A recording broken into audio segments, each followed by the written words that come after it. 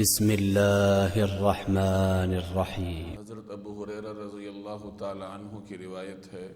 کہ نبی کریم صلی اللہ علیہ وسلم نے ارشاد فرمایا، جس کا مفہوم یہ ہے کہ جب تم میں سے کوئی شخص میت کو غسل دے تو اسے چاہیے کہ غسل کر لے، اور جو شخص اس کا جنازہ اٹھائے اسے چاہیے کہ وضو کر لے۔ یہ مسند احمد کی روایت ہے۔ اس روایت کے پہلے حصے میں اس شخص کو غسل کرنے کی ہدایت کی گئی ہے جو میت کو نہلائے۔ غسل کے کئی مواقع ہوتے ہیں۔ بعض مواقع ایسے ہیں جہاں غسل کرنا فرض ہوتا ہے، بعض مواقع ایسے ہیں جہاں غسل کرنا مسنون ہوتا ہے، اور کچھ مواقع ایسے ہیں جہاں غسل کرنا مستحب ہوتا ہے۔ یعنی اگر انسان غسل کر لے تو اچھی بات ہے، اور اگر کسی وجہ سے نہ کر سکے تو کوئی حرج نہیں ہے۔ ایسے موقع پر غسل کرنے کو مستحب کہا جاتا ہے۔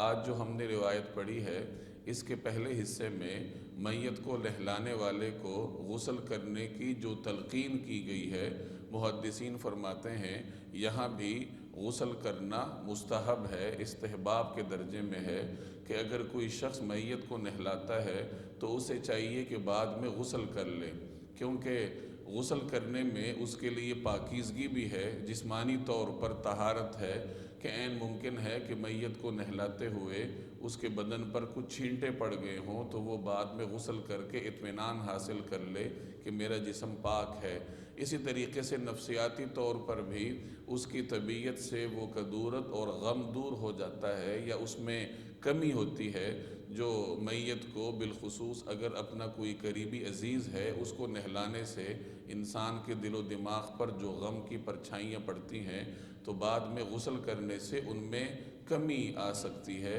اور وہ انسان طبیعت میں نشاط حاصل کر کے اطمینان سے سوچنے پر مجبور ہوگا کہ میرے اوپر بھی یہ حالت آنی ہے، میں نے بھی اسی طریقے سے اسی مرحلے سے گزرنا ہے، تو مجھے اس کی تیاری کرنی چاہیے۔ جیسے میں نے عرض کیا کہ میت کو نہلانے والے کے لیے غسل کرنا مستحب ہے، واجب نہیں ہے، یعنی لازم نہیں ہے۔ چنانچہ حضرت ابن عباس رضی اللہ تعالی عنہما کا ایک فرمان ہے کہ جب میت کو غسل دو تو اس کے بعد تمہارے لیے غسل کرنا واجب نہیں ہے، کیونکہ تمہارا میت نجس نہیں ہے، یعنی جس مردے کو تم نے نہلایا ہے وہ کوئی ناپاک نہیں ہے کہ اس کو ہاتھ لگانے سے تم ناپاک ہو جاؤ، لہٰذا غسل کرنا ضروری نہیں ہے۔ اسی طریقے سے حضرت ابن عمر رضی اللہ تعالی عنہما کا فرمان ہے کہ جب ہم میت کو غسل دیتے تھے تو اس کے بعد ہم میں سے کوئی شخص غسل کر لیتا اور کوئی غسل نہ کرتا۔ اس کا مطلب یہ ہے کہ یہ غسل دینے والے کا اختیار ہے کہ وہ بعد میں چاہے تو غسل کر لے، اور اگر غسل نہیں کرنا چاہتا تو اس پر کسی قسم کی کوئی پابندی نہیں ہے۔ روایت کے دوسرے حصے میں جنازہ اٹھانے والے کو تعلیم دی گئی کہ وضو کر لے۔ یہاں بھی علماء فرماتے ہیں کہ جنازہ اٹھانے والے کے لیے وضو کرنا مستحب ہے، ضروری نہیں ہے۔ اور یوں بھی جب کوئی شخص جنازہ اٹھاتا ہے تو جنازہ رکھنے کے بعد چونکہ